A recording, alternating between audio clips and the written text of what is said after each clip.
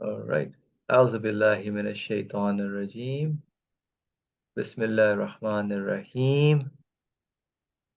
الحمد لله رب العالمين. رب اشرح لي صدري ويسر لي أمري واحلل عقدة من لساني يفقهوا قولي واجعل لي وزيرا من أهلي هارون أخي أشد به أزري واشركه في أمري كي نسبحك كثيرا ونذكرك كثيرا إنك كنت بنا بصيرا ولا حول ولا قوة إلا بالله العلي العظيم وصل اللهم على محمد وعلى آله وصحبه أجمعين والحمد لله رب العالمين. Welcome friends, thank you for your patience. Some technical problems as we started. So we will continue from the 22nd word, page 291 of the book on the sixth proof of how we can recognize the owner behind the Lord of the universe, behind the things that are going on in the universe. So we've discussed a lot on this particular phrase last time. Should not he be known through his writing and through his inscribing? So the universe is a major evidence. The supreme sign is called as well for the human being to come to the realization, to the conclusion, to the understanding that everything points to the Lord of the universe, that there must be a source behind all that is being observed. So we'll continue with the sixth proof of that, and I think it's along the same lines as looking at the things in the universe, how important this universe is. That goes along with the message of the Quran, how they go hand in hand. I think we've been emphasizing this quite a while as well, that we are missing this aspect of reading the Quran along with the universe and vice versa, universe along with the message of the Quran.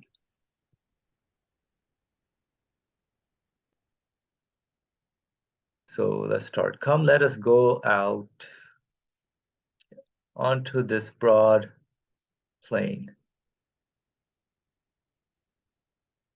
And of course, the author is, let's make this bigger so I can share the footnote. This indicates the face of the earth in the spring and summer, as we are entering here, where we are in this New York, United States. Spring and summer is coming in. So for the groups of hundreds of thousands of different creatures are created one within the other and written there. They are changed without fault or error. So they are continuously changing without any fault or error. So at every stage, every point, they are perfect and with perfect order. Thousands of tables of the most merciful one are laid out, then removed and replaced by fresh ones.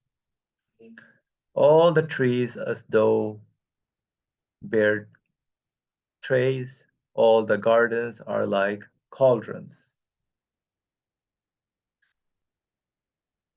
So this whole face of the earth is for us to pay attention to observe. The changes that we are seeing must be observed. So in this universe is a high mountain, on this broad plain is a high mountain whose summit we shall climb to see that we can see, so that we can see all the surrounding country. So we shall climb this mountain so that we can see all the surrounding country. We shall take with us a good pair of binoculars, which will bring everything close. So pay close attention to what is going on in the universe. For strange things are happening in this strange land. I like this phrase. Strange things are happening in this strange land.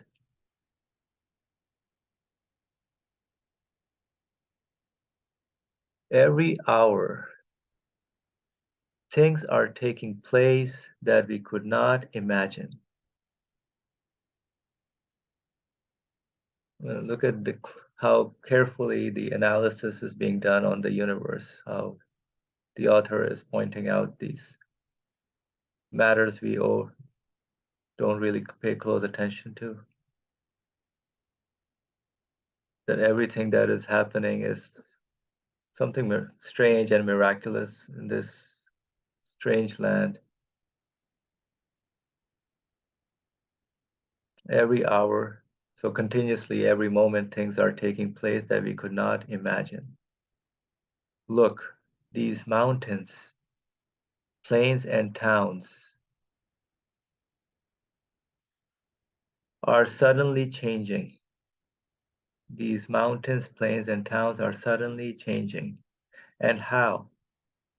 In such a way that millions of things are being changed in a most regulated and orderly fashion. Things are being changed in a most regulated and orderly fashion, one within the other. Truly wondrous transformations are being wrought, just as though millions of various cloths are being woven one within the other. Look, these flowery things which we know and are familiar with are disappearing, and others have come in their place in orderly fashion, which resemble them in nature, but are different in form. It is quite simply as though this plain and the mountains are each a page, and within them are being written hundreds of thousands of different books. And they are being written faultlessly and without defect. So they are being written faultlessly and without defect. So in whatever condition, shape, form, everything is perfect without, as we observe it, of course. In its existence, everything is changing in disorder and faultlessly and without defect. So it is impossible 100 times over that these matters should have come about on their own.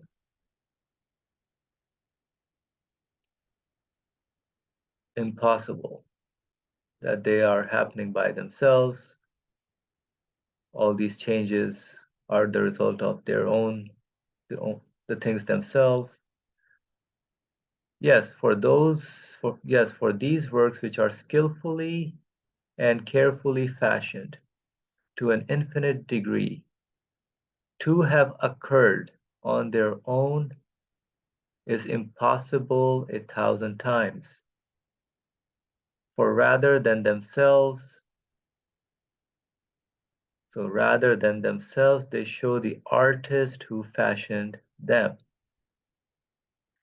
So all the things are not really showing themselves, but they show who the artist, their maker behind them, their form giver, their shape giver, the organizer behind them, who is bringing them into existence.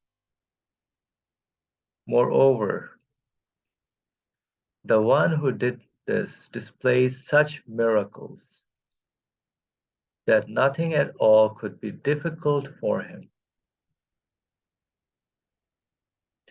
It is as easy for him to write 1,000 books as to write one book. Look all around you. He both puts everything in its proper place with perfect wisdom, and he munificently showers the favors on everyone of which they are worthy. And he draws back and opens general veils and doors so bountifully that everyone's desires are satisfied.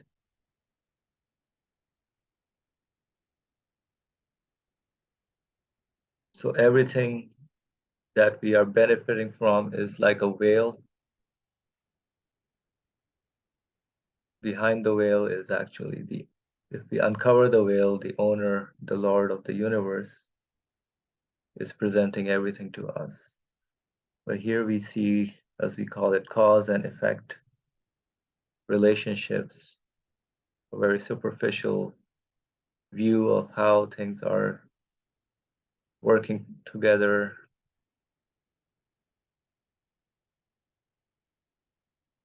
But they are all veils.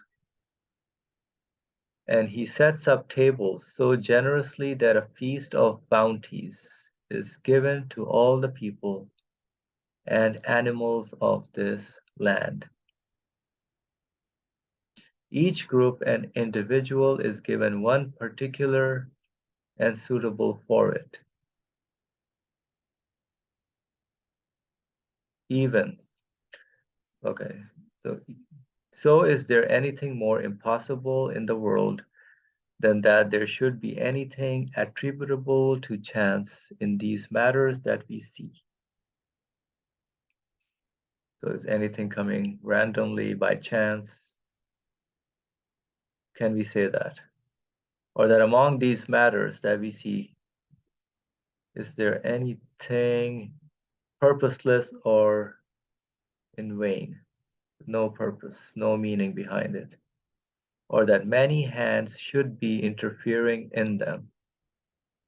Or that their maker should not be capable of everything.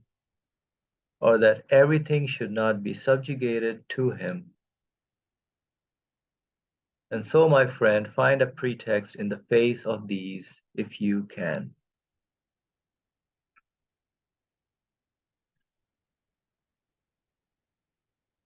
So in the sixth proof, in the first paragraph at least, what I took away from this paragraph is the observation of the human being. If one pays attention to it closely, as he says, bring everything close and question about it, wonder about it, what is happening. Strange things are happening in this strange land, and we will see things are changing continuously at every moment. And everything is happening, like the tree is changing along with its fruits, along with the skies, and everything is moving, changing at the same time. Animals, humans are changing at every moment.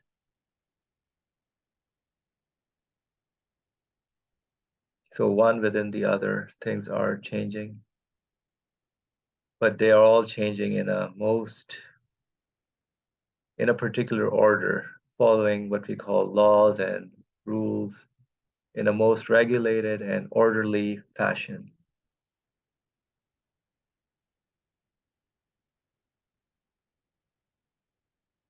So truly wondrous transformations are being wrought. So all these changes and transformations, each is like a page within a book. So all of this is observation. And then in the second paragraph, he mentions about that they're not talking for themselves, but they are showing the one who is behind all of them. So rather themselves, they show the artist who fashioned them. So all these works are actually pointing to the fashioner, the originator,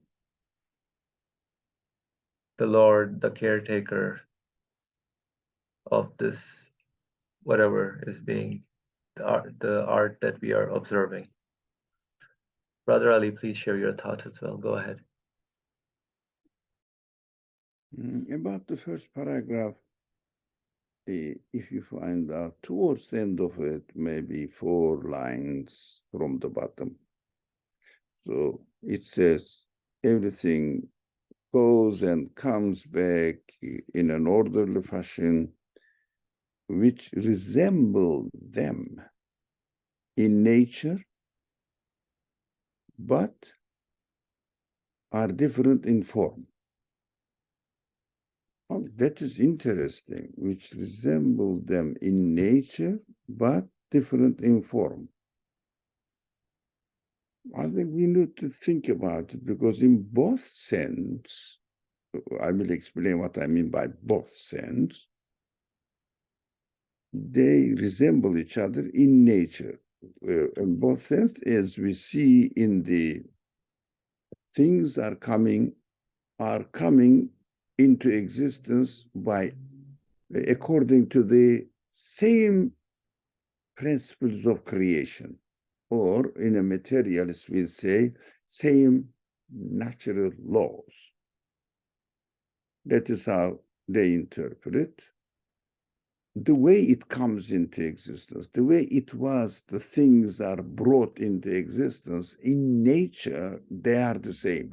That is the trick that people play with us. Look, the same laws are giving result in different things. It means there is no creator because the laws are the same.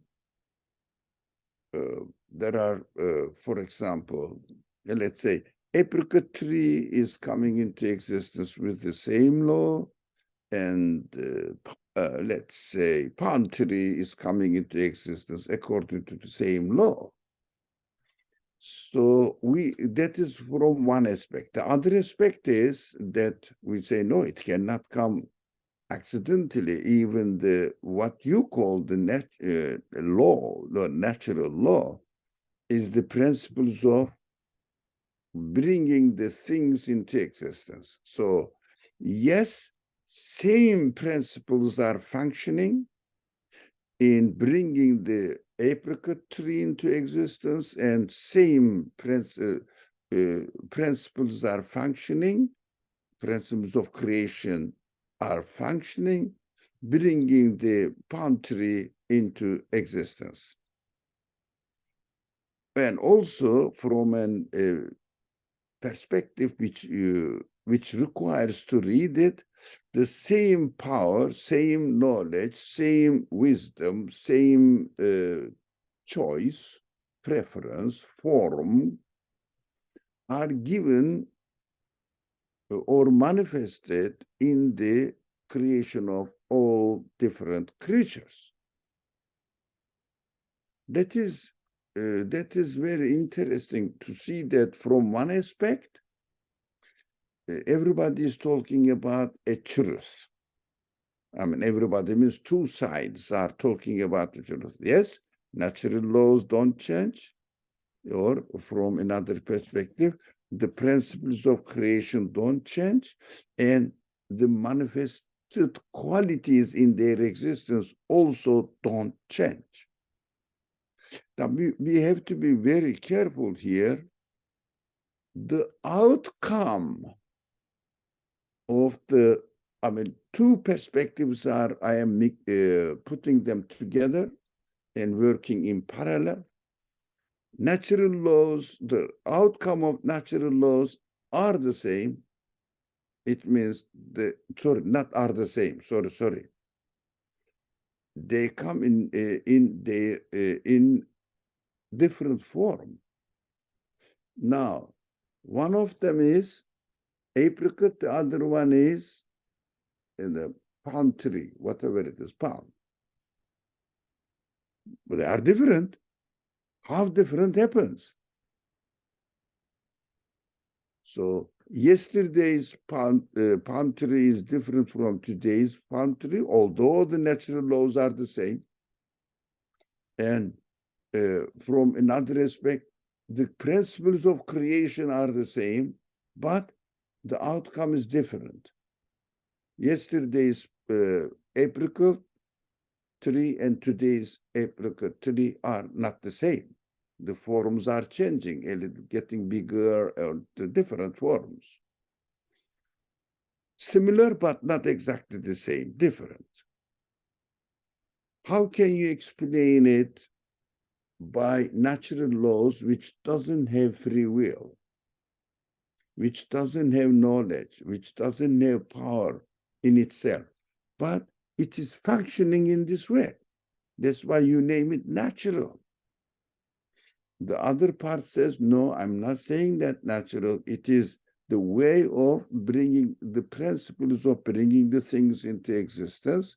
And the one who brings the things into existence is the one, the owner of the universe, consciously designed, whatever you call it, what natural law, or if you call it, natural law, if you see it as it is the principles of creation, bringing into existence. Creation means conscious action, conscious choice. So this conscious being manifesting the same qualities, because its qualities must be infinite, absolute. That is why the results are different, demonstrating that my qualities are different. So the believer in the creator, believer in the conscious creation, acts of creation, can explain the different forms are coming out, and the forms are also perfect. Different from each other, but perfect. No defect. But not those people who claim natural laws, and natural laws are, we cannot say that natural laws have free will, free choice, free arrangements, or the power, knowledge itself. They are just matter. Matter doesn't have any quality from itself. They cannot explain the different forms. That's why materialist people never talk about the beauty, never talk about symmetry in creation, never talk about different genders in creation, opposite qualities working together in harmony, although they have opposite qualities, opposite to each other, but they work in harmony. They never talk about it. Nowadays, they understood that their claim doesn't really make sense. They started talking about the possibility of matter is conscious. Any evidence? No. Impossible. Matter is conscious. Impossible. But they are acting as if, they say, consciously, knowing what they are doing. That is the sign of bankruptcy of materialist ideology. They will not show it. They said, I don't really believe if I don't really experience it in the laboratory. So in the laboratory, no one can experience consciousness, knowledge, free will in matter alone, the fundamental particles. Now, we can make it a very, very simple example to understand this matter. I am looking at a building, the bricks are there. I know consciously put them there, and they have to be here, they have to be in the place where they are put. They have no choice. It means atoms, particles of the universe are the bricks of the universe. No different. So somebody says, look, bricks are making the law, that is a wall, and that is how nature works. But does it have a free will? Let it choose itself. Put an atom somewhere and let it stay there without totally following the order, and doesn't have any choice at all. But the orderer of the order is continuously changing the outcome of the order. This is the core area where the, if you like, storms going on in the theoretical world. We have to really pay attention to this and reflect on it. Who is deciding that the results will be different from each other? Because it is different. What can be the source of existence of this difference? This is the fundamental question that we should bear in mind. Sorry, I spoke a lot, but I think essential. I thought it is essential to reflect on it. Thank you for sharing that, Brother Lee. Anybody else who would like to share anything in this maybe second paragraph? Something that stood out for them?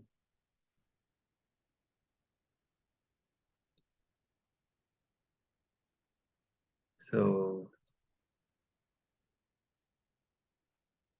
I guess it shows also for those the skillful, careful fashion of infinite degrees have occurred on their own is impossible 1,000 times. Just so let's saying that the bricks have consciousness, are placing themselves in the wall, or the particles are arranging themselves to whatever, for example, for the plant to come the way it is, or for the human being to be the way it is. Are we really, does the plant, do the particles or atoms really have consciousness, power, will, knowledge of the whole universe to be able to assemble in that way? So carefully and skillfully fashion as being observed.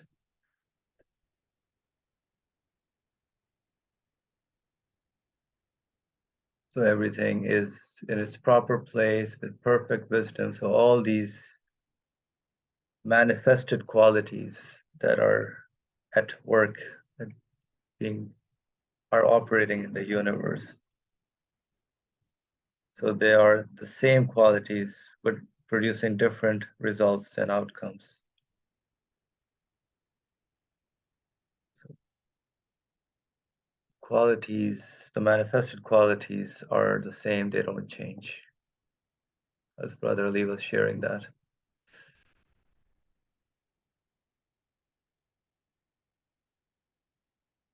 Okay, so we can move on to the seventh proof. Come, my friend. Now we shall leave these particular matters and turn our attention to the mutual positions of the parts of this wondrous world in the form of a palace.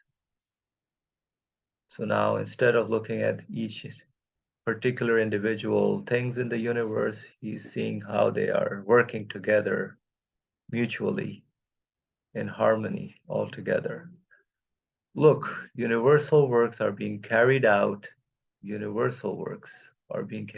and general revolutions are occurring in this world with such order that all the rocks, earth, trees, everything in this palace observe the universal systems of the world. So the observe, follow the universal laws or systems of the world, which are the manifested qualities of the one who is the owner of this world, and conform to them as if each was acting with will. As if each was acting with will. Things which are distant hasten to assist one another. So things which are distant, they don't know each other, have no knowledge of how they function, what they are composed of, what they're made of, but they assist each other. It's like the water doesn't know about the plant, or the sun doesn't know anything about it, but they are working together They help each other. The food I eat doesn't know me, but it comes and brings whatever nutrition provides or travels along the cells in a wondrous fashion, as if it's conscious. So now look, a strange caravan. So these are the caravans of plants and trees which bear the sustenance of all the animals. Has appeared, coming from the unseen. The mounds in it resemble trees, plants, and mountains. Each bears a tray of provisions on its head. And look, they are bringing the provisions for the various animals, awaiting them on this side.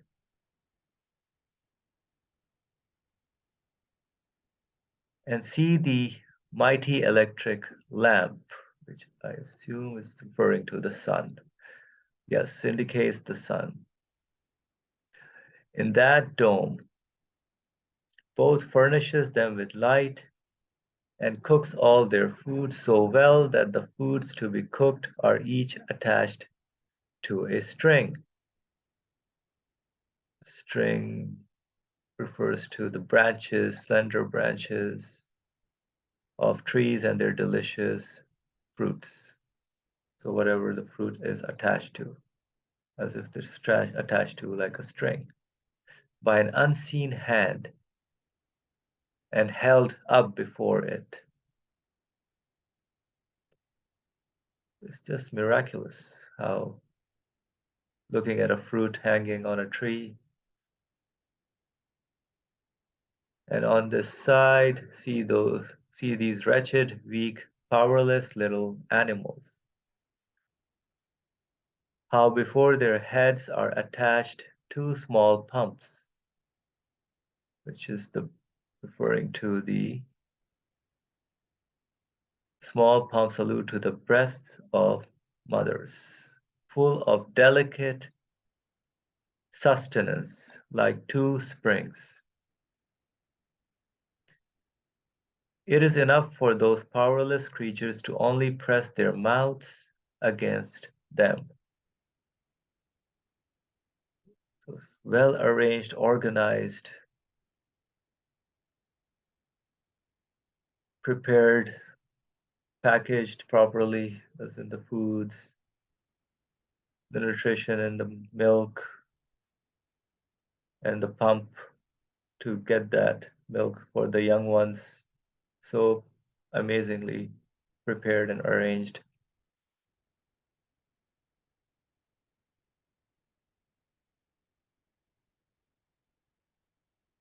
Brother Ali, go ahead. When Allah gave us the first child, I looked at it the way she, the baby developed in the womb of the mother, and of course, the way it started there, the way she was born, and as soon as she was born, food is ready. I said, if anyone gets married and sees the baby, I mean, you don't have to get married, see another baby, somebody's baby, don't worry about if you are not married. Don't see the baby there. And food is there as she comes. As the baby is introduced to the world, food is guaranteed. And where it is unimaginable for a baby to be on the breast of her mother, his mother, whatever, its mother. So loves it emotionally, materially, directly prepared everything it needs. Compassion of the parents, taking care of the children by the parents. Food is ready, and also the way the food is ready, the baby doesn't have to go somewhere else. Mother is so much attached to the baby. If someone takes away the baby from the mother really goes crazy. Impossible to accept it. Why? Why? How somebody experiences this, sees this happening, and they deny the conscious, deliberate creation. I said, this person, if someone does this and just finds up an excuse not to submit his existence to a creator, makes it an excuse that it happened, it's naturally like this. Really, when we read the Quran, we see that the Quran looks or uses very angry language and very severe punishment presented to us. I'm going to do this, I'm going to do that. I said, these people deserve it. And a description of hell, it is impossible to imagine.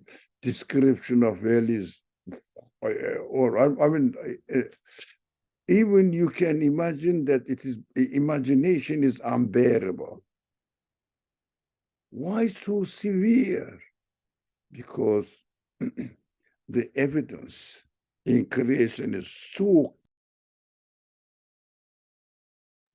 so clear, and despite this reality, if someone still denies it, I don't know, it helps this really very threatening language of the Quran. But what else in this world? What else? The Creator really show compassion, mercy to these people. Hey, come to yourself. Come to yourself. How can you deny this? What's wrong with you? That is why the language of the Quran should be understood at the background of the absolute impossibility of denial. That is why absolute language of threaten is needed to wake these people up. Otherwise, I don't know how they can wake up. Thank you.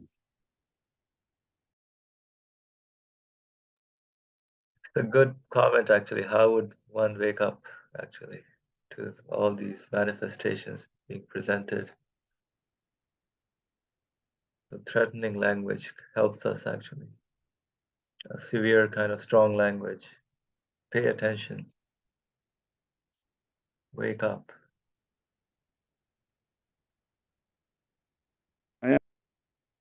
I understand it is compassion.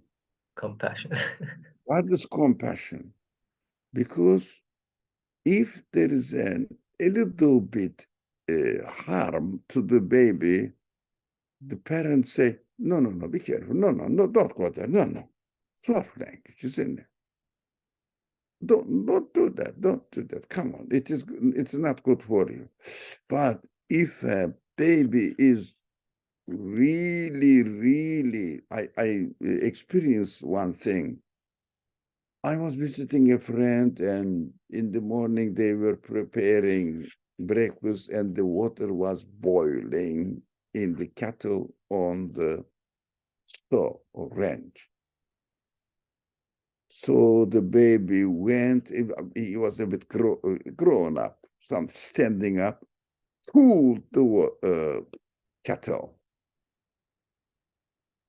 Boiling water really poured on the child's arm. You could get the video of the parents springing out from their state, running to the baby. One of them is running to the pharmacy to get the burn cream. How? I said, really unbelievable screen it was. That is human being. That is only human being. A fraction of the creator manifested in the feelings, hearts of these parents. That is how they are acting.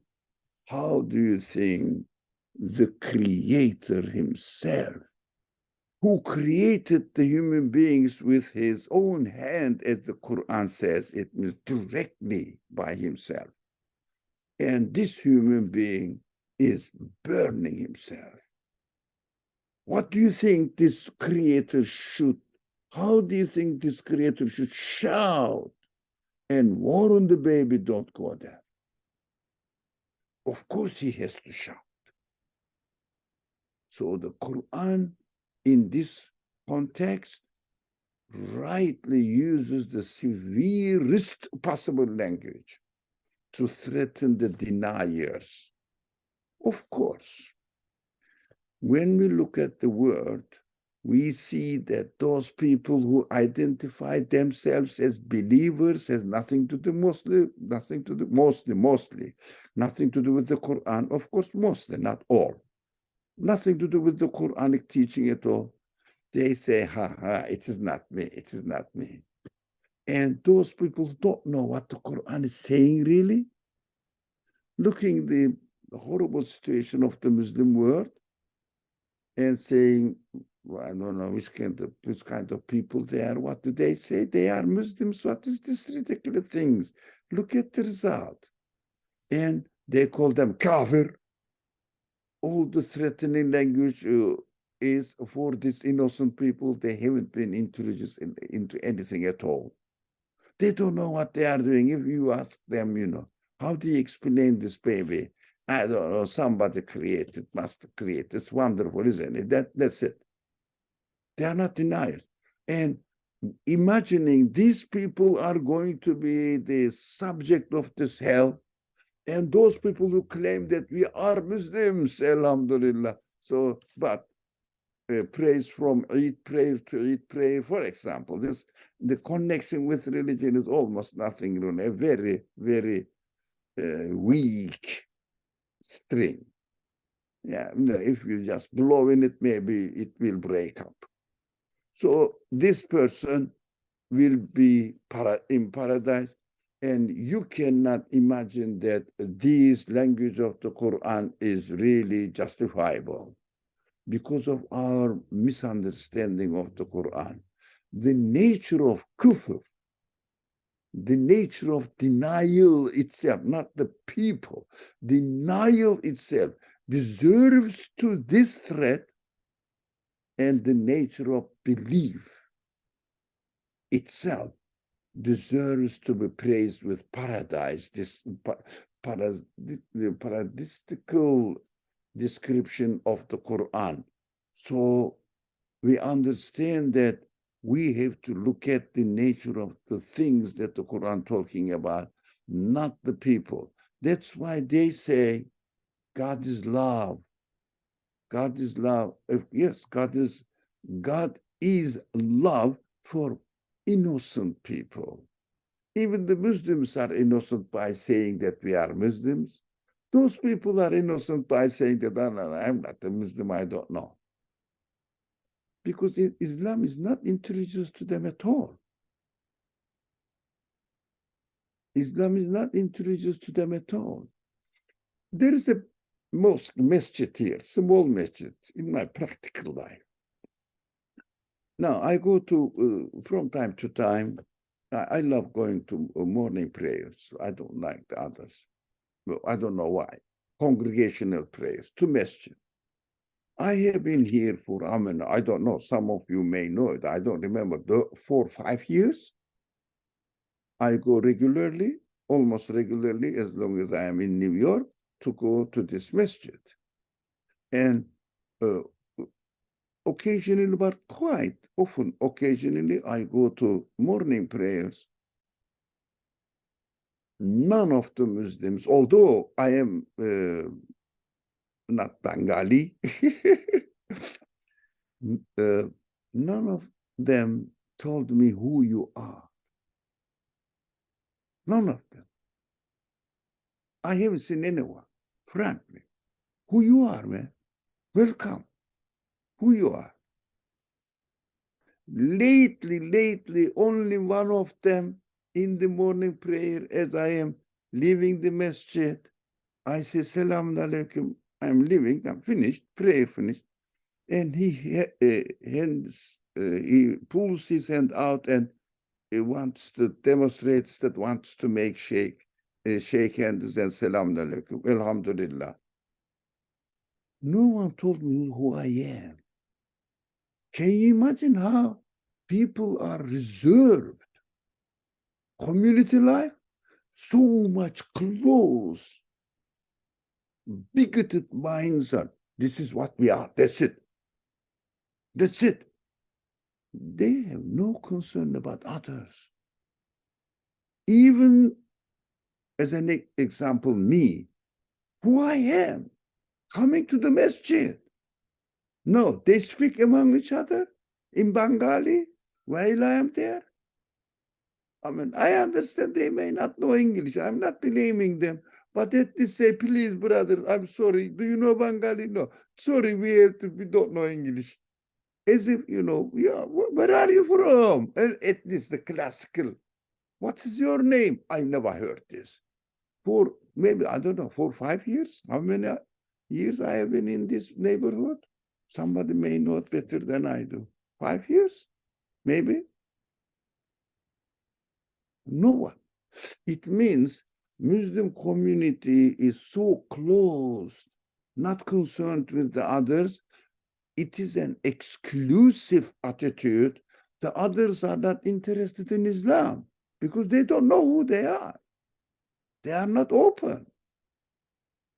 That is why we have I see from my own perspective, I have no right to call these people as the people of hell. I am ashamed of it if I call this one, the other people of hell. I don't know what they are. I don't know what I am. That is why we cannot really read the Quran in terms of already existing demographic difference between Muslim community and non-Muslim community. It is irrelevant to me 100%.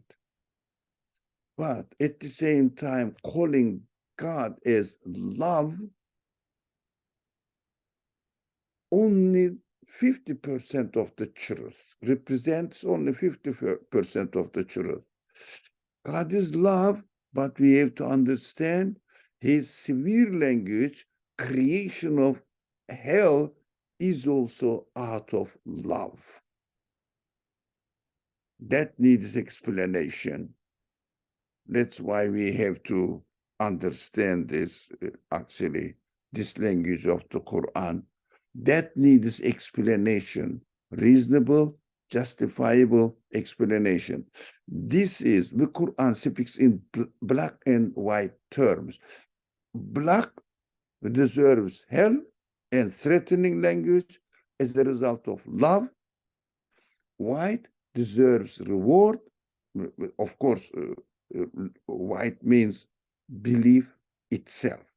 Deserves paradise and also deserves beautiful, encouraging language.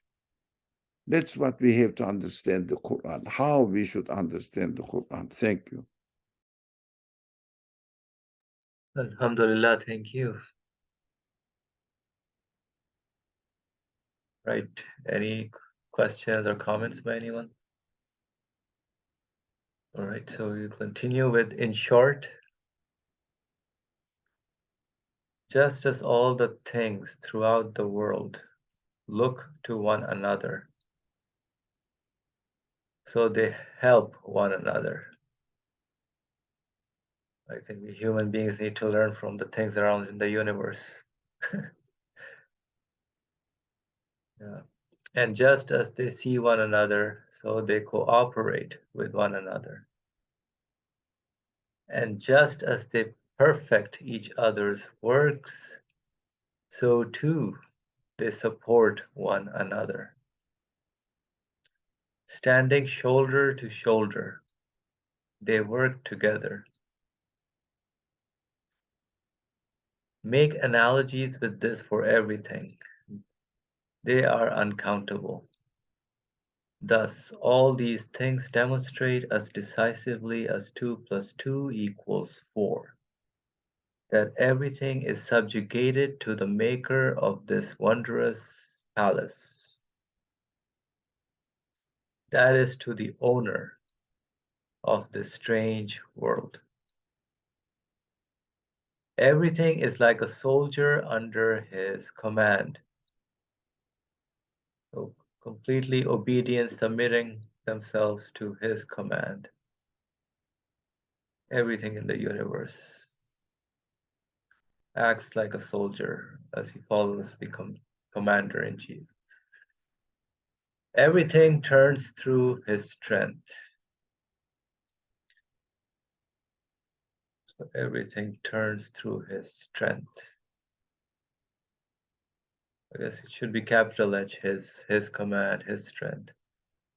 Everything acts through his command. Everything is set in order through his wisdom. Everything helps the others through his munificence. Everything hastens to the assistance of the others through his compassion. That is, they are made to hasten to it. This is also interesting. They are like made to hasten to it, rush towards it immediately, as a very obedient, everything, the way each and every being is working in harmony, made to work like that. Now, my friend, say something in the face of this if you can.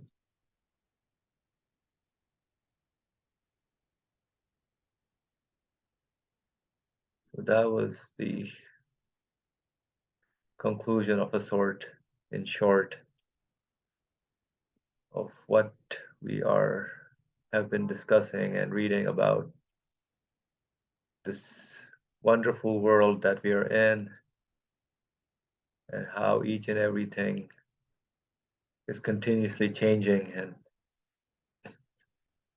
working in a particular fashion, following orders in creation, collaborating with each other, working harmoniously together, rushing forth to the aid, assistance of one another.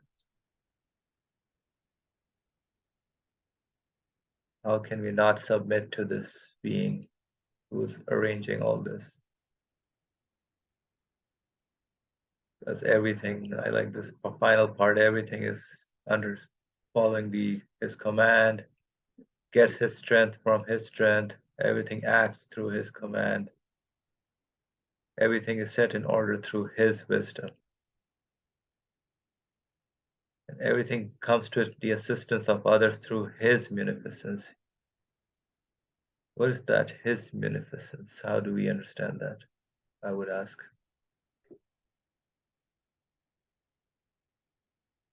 Would anybody like to share? I mean, I understand compassion, assistance, but through his facility, I would say. Yeah, I think that's how I take it as well. We may see, I think it's again going back to how things are set up. It may seem as if something is providing mercy or compassion to us, but it's through a divine command or through something not of the nature of this universe that things are shaking or moving. Okay, thank you. So everything is facilitated in a way through his Yep. order. And yep. All right.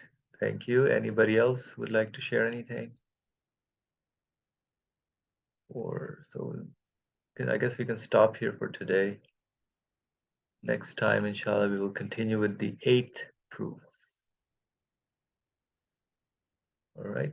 Bismillah ar-Rahman ar-Rahim. Subhanaka la ilma lana illa ma alamtana innaka anta al-alimul hakim wa akhiru da'wahum alhamdulillahi rabbil alameen bi hurmati surat al-Fatiha.